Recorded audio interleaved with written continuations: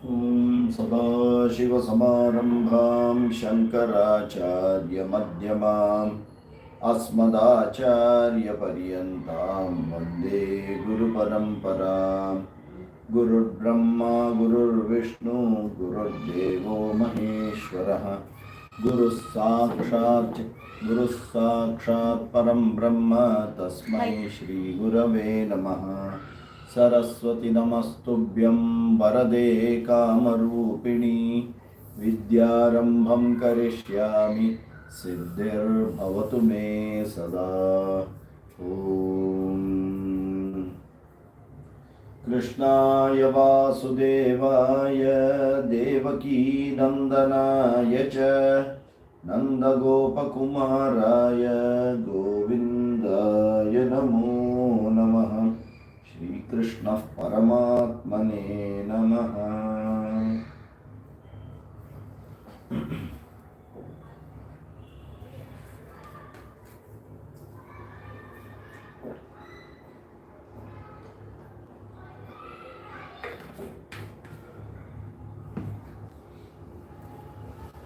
So we've completed two Shatkams. Prathama Shatkam, Madhyama Shatkam, and we are going to enter the Charama Shatkam. As mentioned last time, Twampada Lakshyartha and Tatpada Lakshyartha. These two things have been seen. Twampada Lakshyartha is what are you? When you say I, what is this I made up of? Is what we have seen in the first 6 chapters by Bhagatyagaha. Atma Satyam Tadanyat Sarvam Mithyeti. The rest, everything is Anatma. So Atma Anatma Vivekaha, and how to separate out and focus on the independent one, which is Atma, and reduce the dependence or consider it to be of a very lower value, which is Jagan Mithyatva. Then in the Madhyama Shatkam, we have seen what is Tatpada Lakshyartha. So what is Ishvara, what is Jagat? Okay. And there we have seen Adhyaropa Apavada. So we started with Abhinna Nimitta Upadana Karanam, and then from there moving to Vivarta Upadana Karanam, then Vishwarupa Darshanam, okay, and then Vibhuti Yoga, and finally Bhakti. And this is done by considering that there are two realities which are always there mixed in everything. One is of a higher order, one is of a lower order. Paramarthika Satta and Vyavaharika Satta are always there blended together. Although you have to work in the Vyavaharika Satta, you should be only connected to the Paramarthika Satta. Because the Vyavahara is a superimposition or Parachai sitting on the Paramartha. It is like when you have a gem and when you have a flower, that color of the flower gets superimposed onto this precious stone, and that starts radiating that color. So now the question comes, we have seen me, myself, and we know what is the sum and substance of me, which is Atma. We have seen Jagat or Ishvara, and the sum and substance or the Paramarthika Satyam is Brahman. So Atma we take from, which is the Satta of Prathama Shatka, and Brahman, which is the Satta of the Madhyama Shatka. Now what is there? The question is, can there be two? Can there be two realities? For which we have to now enter this 13th chapter, Kshetra Kshetrajna Vibhaga Yoga, understand what it is, and we know what is the outcome. Atma and Brahman are no two different things. It is just the name of the same thing looked upon from different perspective. Looked upon something from me, within me, it is Anoraniyan, subtlest of the subtle, which is Atma, and look from the perspective of Brahman, it is Mahato Mahiyan, biggest of the biggest, okay, all encompassing. And Brahman and Atma can never be two different. This we know it, and this is what gets established in Kshetra Kshetrajna Vibhaga Yoga. So, in this chapter, Vyashti Samashti Swarupa Mahavakyam, that is Jivatma Paramatma Aikyam, is going to be seen. So, this is there in the 13th chapter.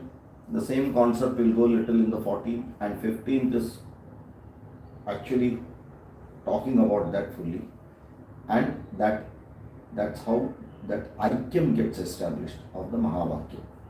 Okay. Now,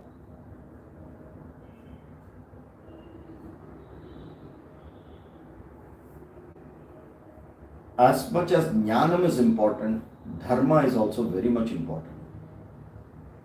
So just by Jnanam, you can't drop Dharma. Dharma continues to be there. From Dharma, you drop Dharma and go to Jnanam. When you say drop, it is not in behavior. You don't focus at Dharma, you go to Jnanam, because Dharma is very much established, experienced. You work with it in Karma Yoga. There is no Adharmika Karma Yoga. It is impossible.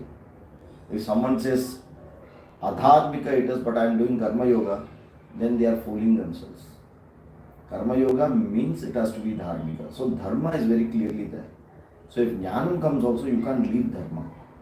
Dharma will continue to be there. Only you will leave the peripheral part of it and hold on to the main. Because now your focus is on Jnanam. You will not focus on every small nitty-gritties of Dharma. It becomes a part of you. You yourself become Dharma Murti in Jnanam. It is a very necessary thing, otherwise that Paripurna Jnanam cannot come. Okay. Now, the 13th chapter we will see Mahavakya Vichara. Okay. The microcosm, macrocosm, and then it talks about another very, very important aspect coming from the 7th shloka, which are values. And the benefit of this Vichara, of Mahavakya Vichara, what it is. Okay.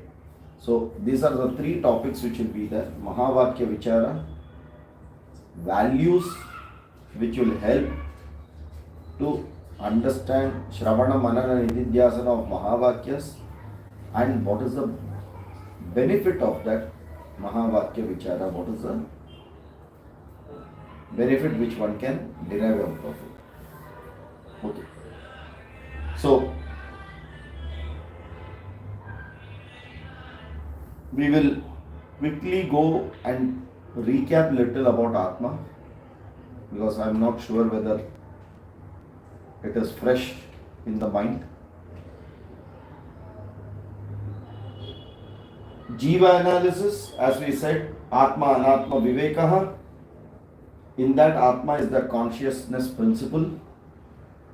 And what are the 5 principles of Atma? It is not a part, property, or the product of the body. When I say body, it is body and mind.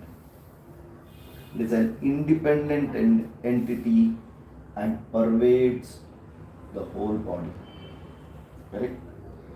This is not limited just to the size of the body. Okay. It is not limited to the size of the body. Body is only the one which is reflecting this Atma Tattva. This Atma Tattvam connected with mind is giving you a parchai, which we call it as ahankara, and that is the one which is reflecting in this body mind. Okay. This is unlimited, all pervading. Okay. And it cannot be destroyed even when the body is destroyed. All this care of chapter 2, shloka number 11 to 30. And the last one, this surviving consciousness or Atma needs a body to manifest its presence. Only when there is a body, Chetanatvam can be manifested. Without a body, Chetanatvam cannot be manifested. Although it is there everywhere. It is like without a television box, whatever is aired on the everywhere, but there is nothing to capture it and produce it in a form which we will understand. So the television box is a receiver and it shows, correct? So like that, we need a body where this Atma starts manifesting its presence. But non-manifestation doesn't mean absence. It is like saying that I close my eyes and go to sleep, and when I sleep the world is not there. That means has the world gone? No. World has not gone, but I am not able to manifest. Why? We know next time, again, when we wake up, the world is there. Same way, if in death, will the Atma go? Answer is no.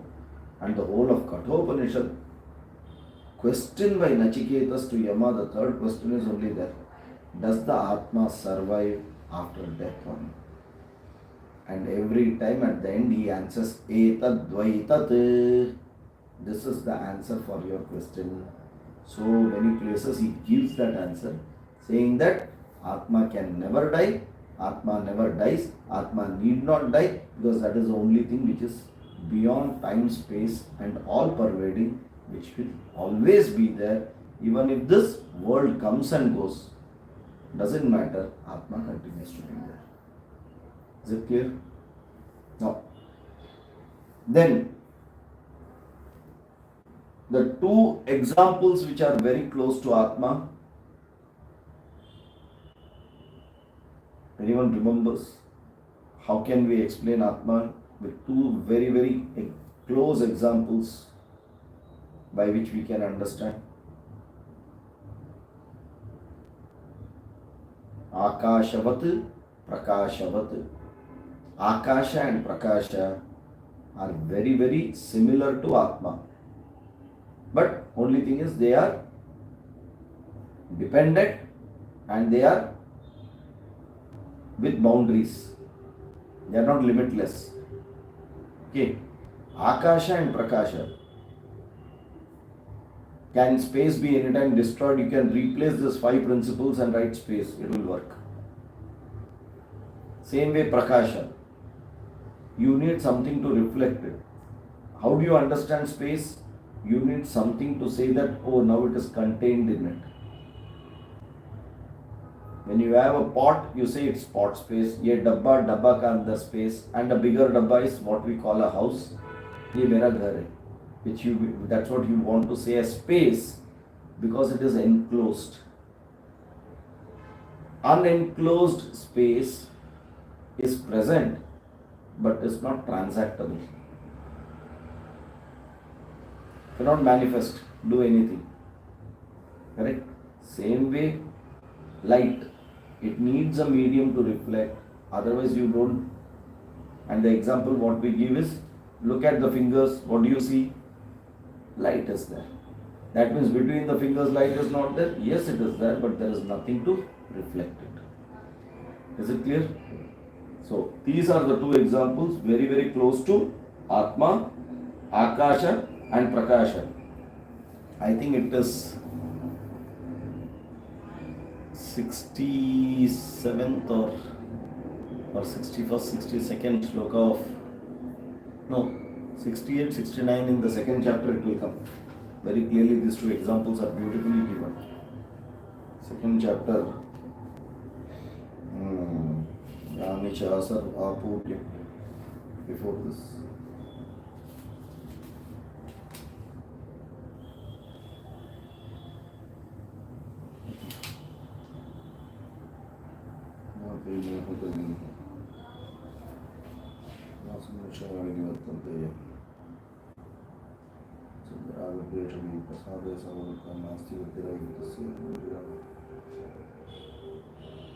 Yanisha Sarvabhutanam Apuryam.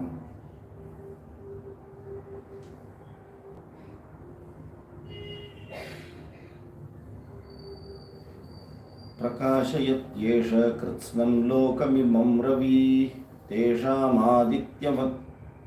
I think it comes in the 13th only or what? I am missing out somewhere.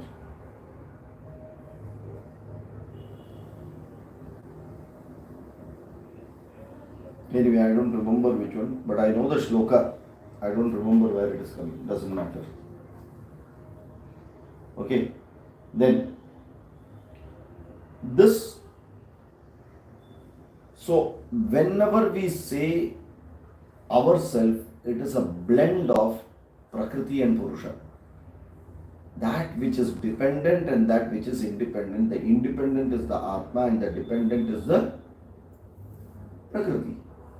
And that is where a new technical name has been given to this. The Atma is called Kshetra. The Atma is called Kshetrajna, and the Prakriti or the space or the boundary or the body-mind complex is called Kshetra. What is the meaning of Kshetra? A specified place. Okay, can be a land, it can be Kshetra. Means something which is a well-defined place is called Kshetra. And our body is a Kshetra because it is perfectly defined. And we have someone who is Kshetrajna, who is Kshetrajna means it is not the one who knows the body. Kshetrajna, it is not one who, the knower of the body. No. Kshetrajna means that body through him, through which he is known. The person who is known through the body is Kshetrajna. Kshetre kshetre jnayate yasya saha kshetrajna. In the body which is known is called Kshetrajna. Or through the body who is known is called Kshetrajna. Okay. Tell me, if you don't have a body, how will you understand what is an Atma? Just imagine. Is it possible? No. You need the Jnanendriya, Karmendriyas, you need all this Mana, Buddhi, Chitta, Ahankara. And who is giving life to all of these? The Atma. So he, the giver of the life, is known through it is like, the glory of the parents are known through the children, something like that. Through the children, parents are known.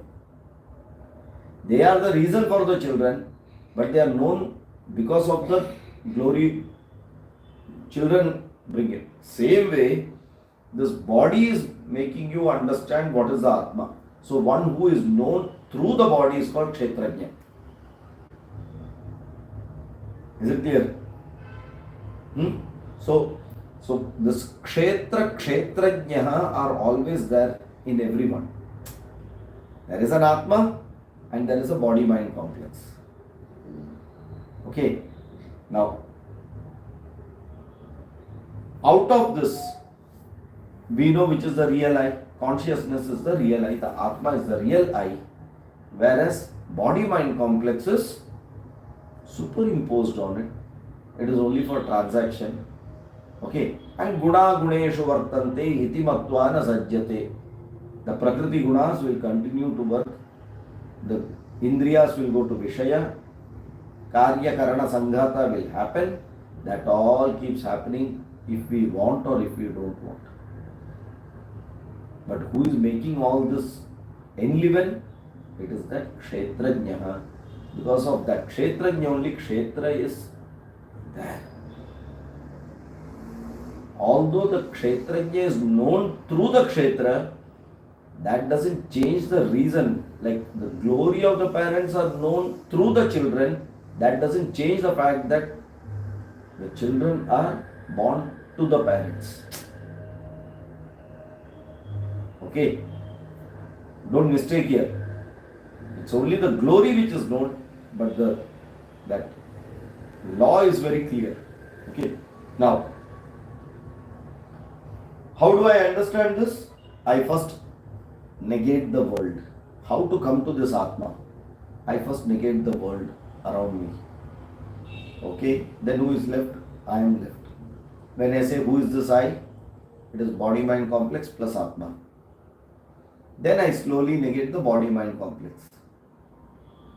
Okay? Then I understand Atma. Now while doing this,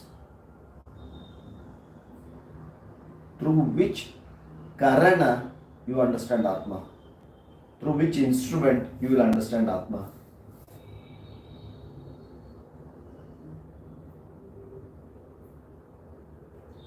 The same Buddhi which is enlivened by the Kshetrajna to make it work, and that same Buddhi is trying to understand the Atma. That it is through the Anatma instrument you find the cause which is Atma. You learn which is Atma. Okay? You are able to get this? You know, it is like this. They give an example of Kataka Renu Vatal. When you go to these waters after rains and you get one big kalas or pot full of water, just rains have come, then you go to the river and get the water. It will all be muddy and mixed up and, correct?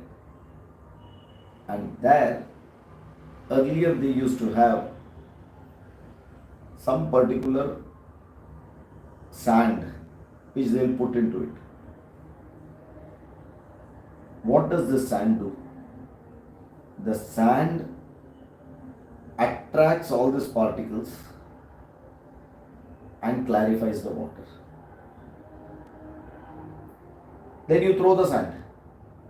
You put the sand, you don't drink the sand. It pulls everything, you decant the water, you throw the sand. Same way, you use the Buddhi, understand the Atma, to learn what? Atma can never be understood through the Buddhi.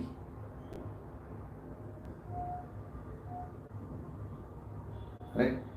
Aprameyaha. If it can be understood by the Buddhi, it will become Prameyaha. What is Aprameyaha? Sarva Pramana Agocharaha. Not reachable by any Pramanas. Who uses the Pramana? Buddhi. So what does the Buddhi do? It only understands that I have a limited ability and hence I can't understand Atma, and this is what the Buddhi understands. That I am incapable of understanding the Atma. And once you have understood that, you have understood Atma.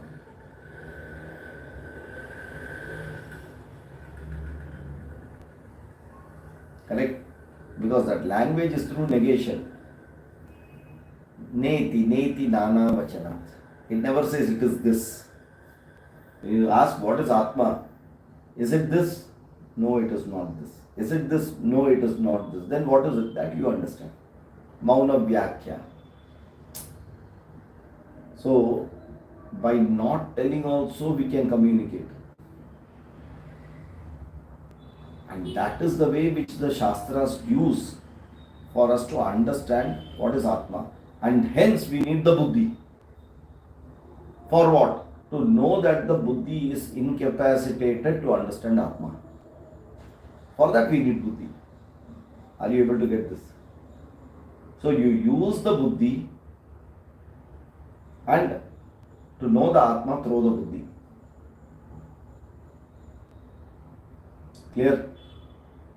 Don't say after that, I don't have buddhi at all.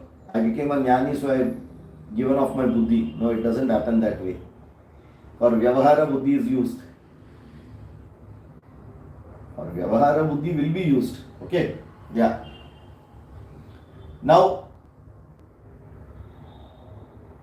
whatever is there in an individual which is called kshetra kshetrajna, the same thing in the macrocosm is Ishvara, which is Prakriti and Purusha. Are you able to get? So now we have got kshetra kshetrajna in Vyashti. Vyashti is made up of kshetra plus kshetrajna. Kshetrajna is the Atma principle which is independent, and kshetra is the one through which this Atma principle is being able to manifest itself. And we know that it is dependent on the Atma, hence it is of lower value or only transactable value, not paramarthika value. Is it clear? Now the same thing we will apply to macrocosm. What we did to microcosm, we have to do to the macrocosm. And macrocosm, what is it called? Ishvaraha. So Ishvara is made up of what? Purusha plus Prakriti.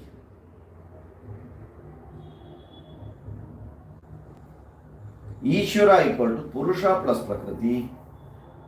Individual equal to Kshetra plus Kshetrajna. Or Kshetrajna plus Kshetra. If you want it similar. Purusha plus Prakriti. Kshetrajna plus Kshetra. Equal to individual. Samashti equal to Purusha plus Prakriti.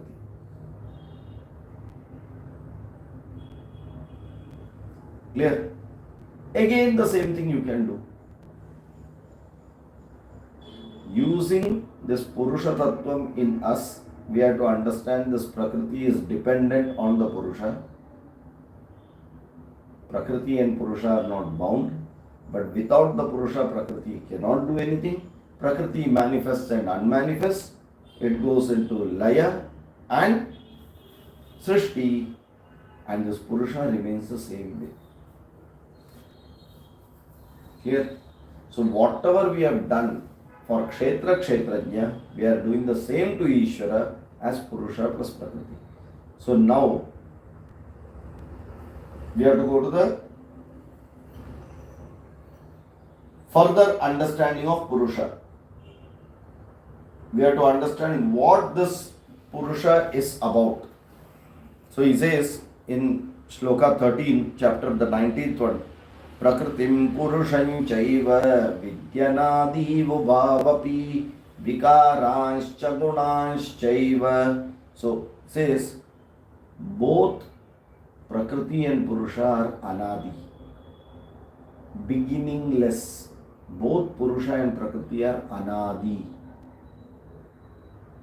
Can we say both Prakriti and Purusha are Ananta? Can we say both Prakriti and Purusha are Ananta? Yes, no, I don't know. What it is Ananta? Purusha is Ananta. And Prakriti? So Prakriti has got Anta. No. Opposite of Ananta is Anta. Yes. So Prakriti has got Anta, Purusha is Ananta. But both are Anadi. When did the Prakriti come? From when Purusha was there. Package deal. दोनों साथ में ही है. But when you say दोनों साथ में, again don't mistake it that both are of the same value. From when my reflection was there? From when my shadow is there with me? The answer is from whenever you are there. Correct? From whenever I am there, my shadow is also there. But that doesn't give the logic that I and my shadow are two different entities. My shadow depends on me, I don't depend on the shadow. Hence, shadow has the lower level and I have got a higher level.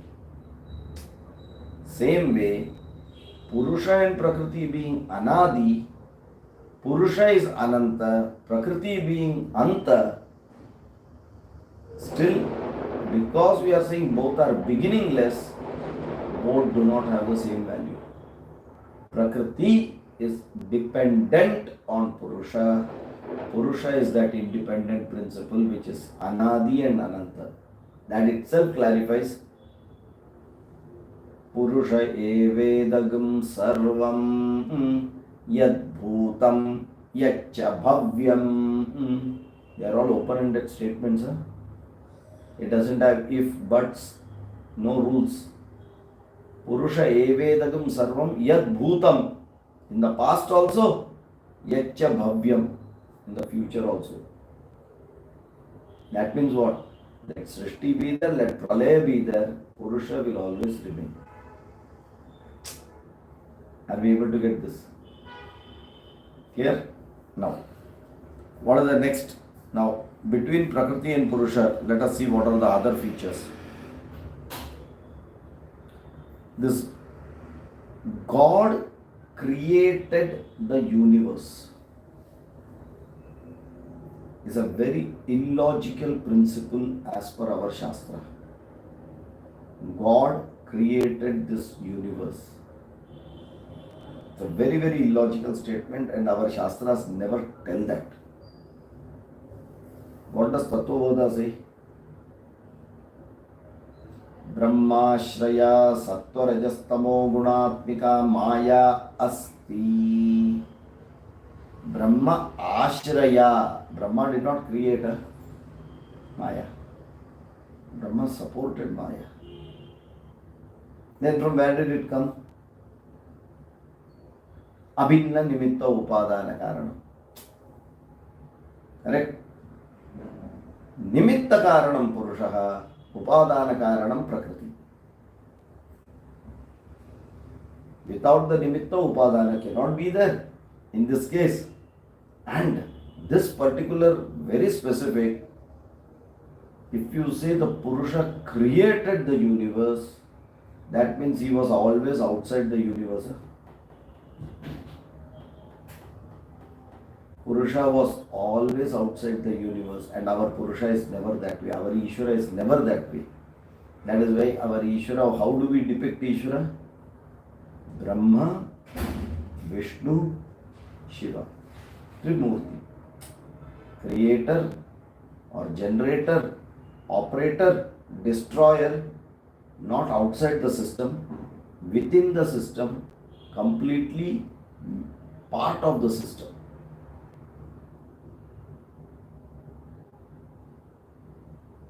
Is this clear?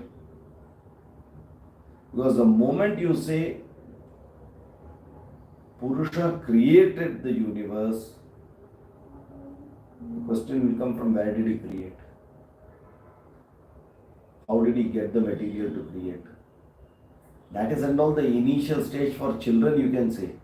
But when you come to 13th chapter, if we start saying Ishvara created the universe, then you also have put in the time scale in that statement itself. Created, past tense ho gaya. That means Purusha was there. Then creation took place. He was the cause for creation and he created and he waited outside. He is waiting outside. He is not a part of the creation. Correct? If that is true, from where Vishwarupa Darshanam will come, from where Vibhuti Yoga will come. So he is always a part of it at all places, at all times. It is how we want to see Ishvara as.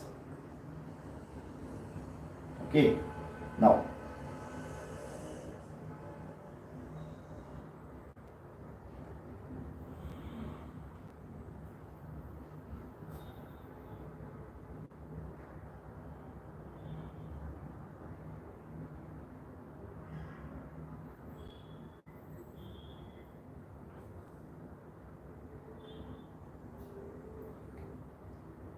This Purushaha can be Nirvikaraha or Savikaraha.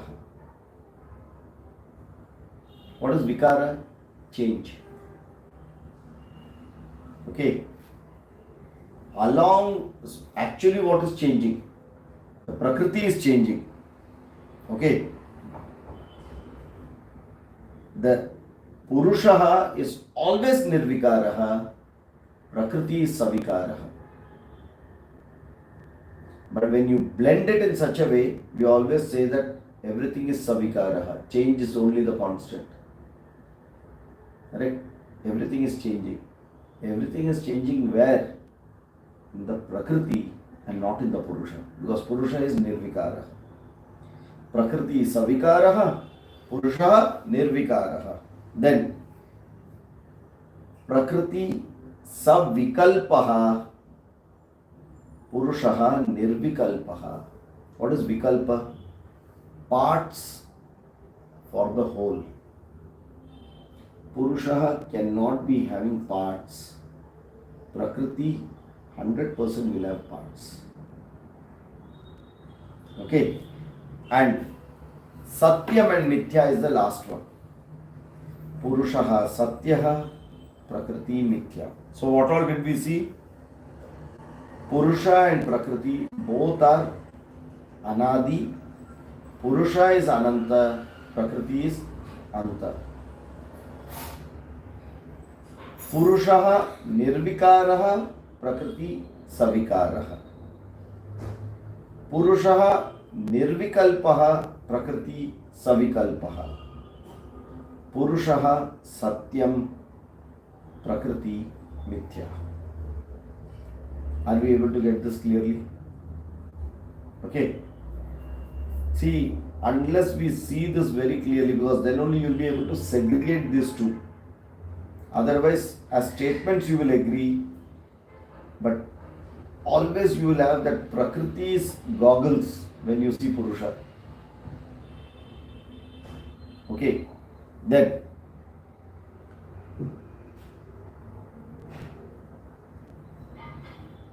you have, as per our Shastras, Prakriti goes from manifestation to unmanifestation. Because Purusha is always there. What is manifestation? Srishti. Correct? And what is unmanifestation? Pralaya. But can this Prakriti come suddenly like this? No. It comes from a unmanifest form to a form which is near to manifestation. And then it manifests. You know, for this, the example of this seed germination is given. When you put the seed into the water, the life has manifested or unmanifested in it. When you put it in the water, it is unmanifested life. You don't know whether it is going to live or it is dead, what seed it is, you have no idea. It looks the same. Next day morning when you see it, what happens? It has swollen. Somewhere it has even broken a little. But still manifestation has not happened. Okay. There is an avastha where it shows ability to manifest, but yet unmanifested. Are you able to get this? Because only when it manifests into that roots and shoots, what you call the plumule, and then you know, okay, now it has manifested out as a life. But in presence of water, when it swells, when little apertures start coming, this is a very specific avastha. And that is just before creation. There is unmanifest matter. Is Purusha there at that time? Is Purusha there or not there? 100% Purusha is there. When it is manifested, Purusha is there or not? Yes, Purusha is there. Then, when it goes to unmanifest, will Purusha be there? Yes, Purusha will be there. Okay. Then,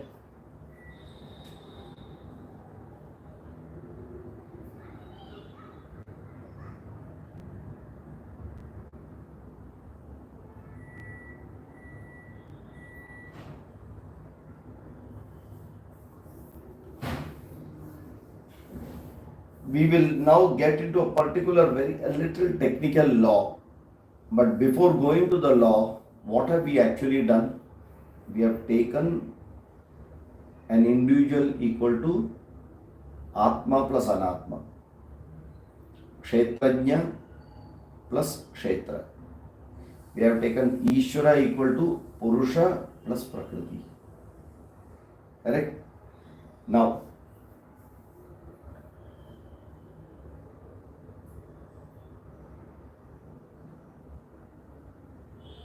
the 13th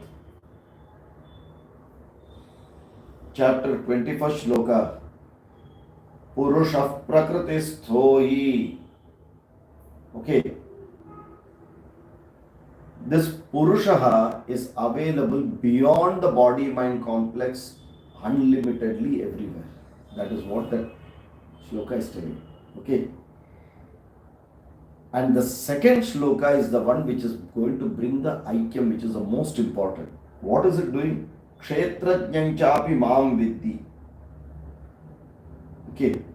How it is going to bring this together?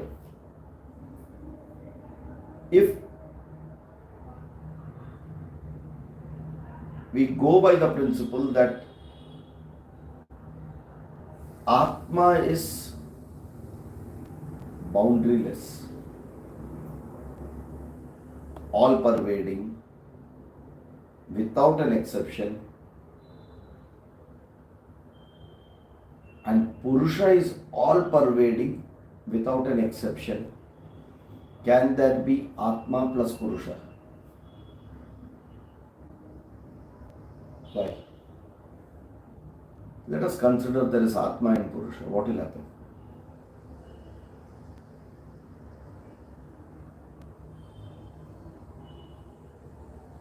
Not have two, we only have one. Why? I can imagine two to be there, right? Why are you forcing one on me? I can always imagine two are there. Is all pervading, ever present. Yeah, So- so how can there be? Means what? So what will happen?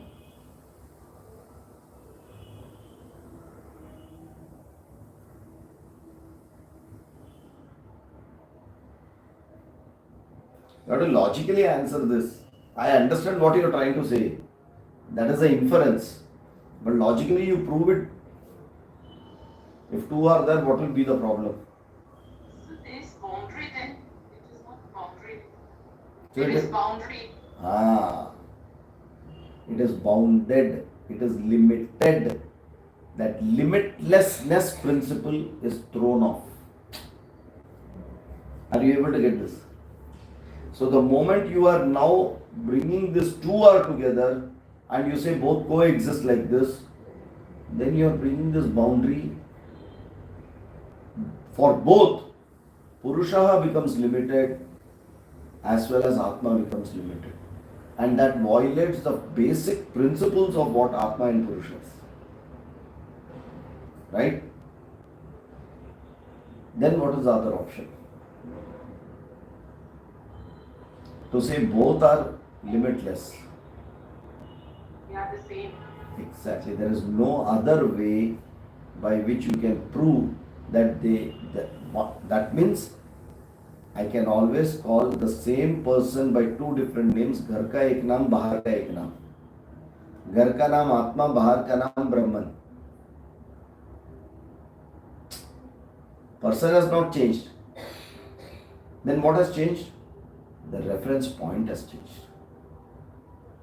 Referred through the universe, it is called Ishvara. Referred through the body mind, it is called Atma. Same thing. Are you getting it? So this proves very clearly that Atma and Brahman are same. Although we saw Prathama Shatkam and Madhyama Shatkam as two separate, they both are extendable and compressible. Brahman compressed is Atma, Atma expanded is Brahman. If you have to understand it from that perspective of Vyashti Samashti. Actually, Atma being the same as Brahman, what is expanding? My Vyashti, I am expanding it to Samashti, which is Anatma. Try to understand it that way. Are you able to get this?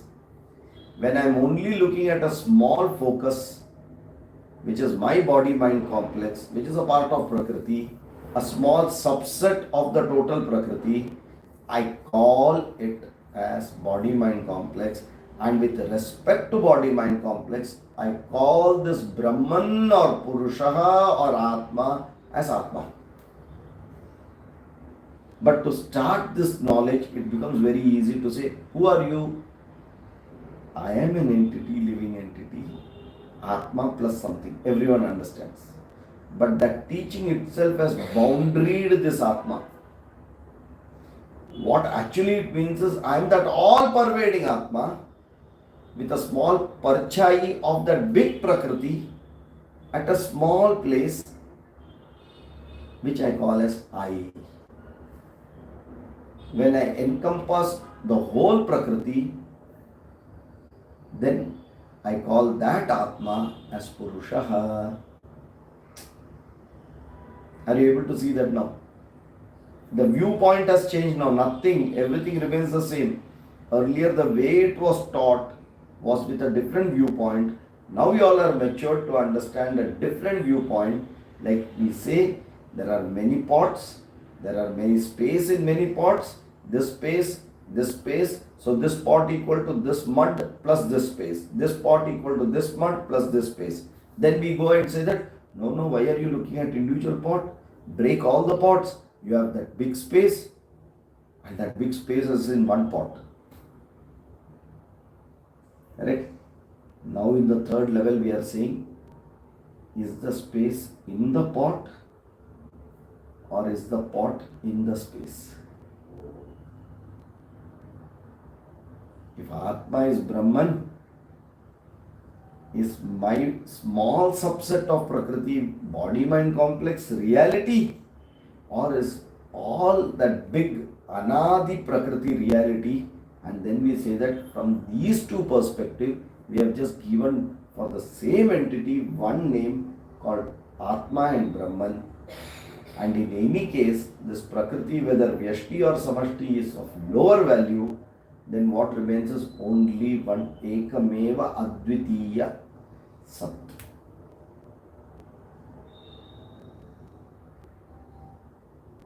Now immediately if you say everything is gone and only that remains, don't go to search. Where is that? The problem will come here now. Huh? What will we do? Okay, I am thinking. You can't go actually and do it. You can logically decipher it, right? I am thinking. This is gone, this is gone, this is gone, everything gone, everything gone. Now what is remaining in Pralaya? That one Brahman is remaining. And you have forgot that you are sitting there and you are seeing it and you are also remaining there. समझ में आ रहा है? प्रलय में पूरा सृष्टि चला गया, only Brahman remains. But I forgot that in that pralaya, I did not dissolve myself also as part of that srishti. It is as though I am sitting and seeing pralaya. That means I am sitting and pralaya is happening around me. Are you able to get that? It is a very logical way which we make a mistake. Huh? Okay. So then who are you at that time who is seeing? Aham nirvikalpam nirakadam ekam. I am that Shivoham who is trying to imagine that like this pralaya would have happened. Like this srishti would have happened. Who knows what is? There is no reality to it at all. Then why think about its reality? Chidananda Rupam Shivoham Shivoham. Okay, this is a very tough subject. It is not very easy to, because whenever we always live in a Dvaita world, we live in a Dvaita world. It is very difficult to go to Advaita, and that is Advaita is a principle. Don't look at an application and say that when will this come? This will never come. Then what am I doing? I am only trying to understand it as a principle and leave it there. What is the benefit? Why should I do it? I mean, what a big benefit it has got. You have already discarded something called as your mind and intelligence. Your ahankara, it's already gone in this process. You are the Nitya Shuddha Buddha Chaitanya Rupa Atma. Okay. Let Vyavahara continue, no? What is the big problem? Let Vyavahara continue that way only. So what benefit? You will not get stress. You will not run behind gold sheets. Right now? You will not have a sankalpa, I want to understand Atma. I want Atma experience. You will not do it. Why? The seer is the seen. The Siddha Vastu, how can it become the Sadhyam or Sadhanam? How can a camera take its own photograph? How can the mobile call its own number? Siddha Vastu, how will it become Sadhyam or Sadhanam? Impossible.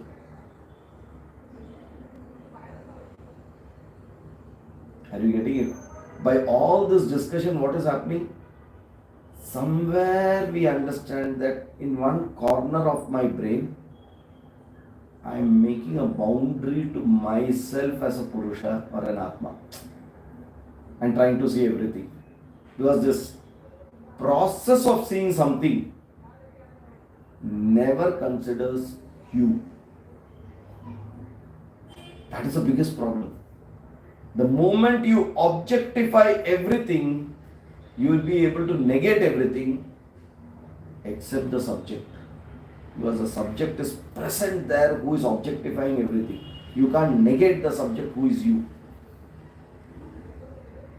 And it need not be negated. Are you able to get this? And this is that Tattvam very clearly coming in this 13th chapter in the second shloka. Okay, so you see it as Kshetra Kshetrajna, and then that Kshetrajna is the one which is Ishvara. Yeah. So, this subject, like when I'm thinking about this, I cannot negate myself, but I should just devalue it. Like, I should just not give it significance. What? That's how I would think. Devalue what? My body, my complex, and my. Yeah. If you have not devalued, you will not have come to this level, right? The process of devaluing yourself has already happened in Prathama Shatkam. Correct? So I have mentally broken that I am the Chidananda Rupaha and I have got a Prakriti, and that is why he is showing it as Kshetra Kshetrajna here. If you look at yourself only as Purushaha or Atma, you have a problem. Because every time in life it is always blended. Okay. See, it is like this. I'll give you some weird examples. I am the person who made dal. The boiled dal. उसमें तड़का दिया, नमक डाला, दाल बन गया. For all practical purpose, can you separate the salt from the dal? Yes or no? No. Can your tongue separate the salt?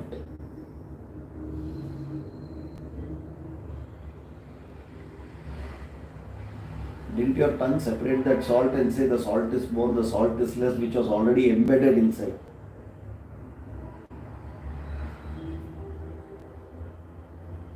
Tongue is the kshetrajna, salt is the kshetra. Are you able to get this? So you need not negate yourself. But knowing that I am Chidananda Rupaha at all times is enough, where you don't have to negate the body at all. I never have to negate my shadow. Not seeing the shadow is good enough like negating it. Let it be there. Till yesterday I was always feeling that I plus the shadow, I am that. Today I know that I am what I am. The shadow is just consequent of me being there.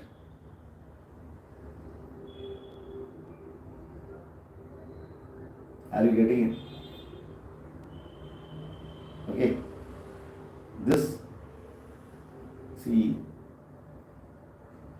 This problem is very tough to go. That mentally dissecting is very tough. Because we have always seen everything Atma, Anatma blended at all times in our Vyavahara. There is hardly any chance where we, other than maybe in this class or something, you've never broken it as Purusha and Prakriti, Kshetra and Kshetrajna. So even the Kshetra becomes a limited, Kshetrajna becomes a limited entity. Why? Habitual. Getting it? Habitual. You know, it is like how there was a person who felt he was a bird. He felt he was a bird. So he will behave like a bird. Why? I am a bird.